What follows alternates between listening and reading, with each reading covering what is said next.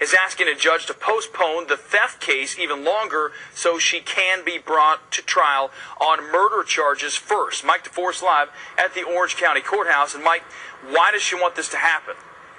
Casey Anthony's check fraud case was actually scheduled to start less than 2 weeks from now, but today her attorneys argued that that check fraud case should be delayed and that the much more serious murder case should take priority. Now, besides being charged with killing her daughter, Casey Anthony is also accused of stealing hundreds of dollars from her best friend by cashing her stolen checks at a bank and using some of those checks to ring up purchases all over town.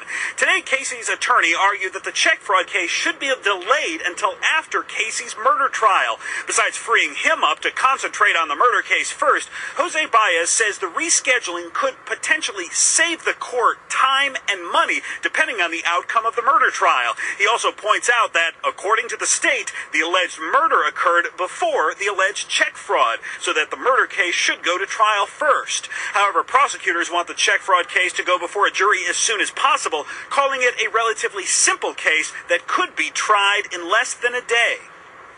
I think it makes absolutely no sense to try the check charges before the first-degree murder charge. It would be a foolish thing to do. There's no benefit to it. This morning, the judge agreed to continue Casey's check fraud case for 2 months. This is a very typical delay.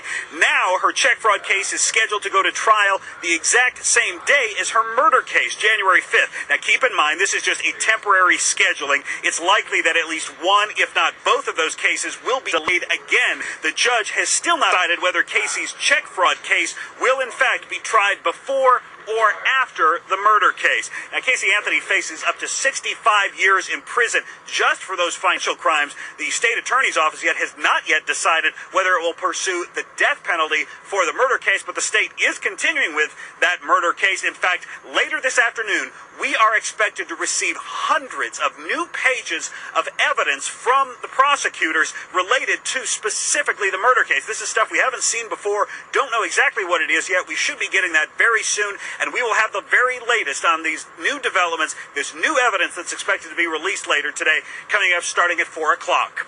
Reporting live at the Orange County Courthouse, Mike DeForest, Local 6. Thank you, Mike.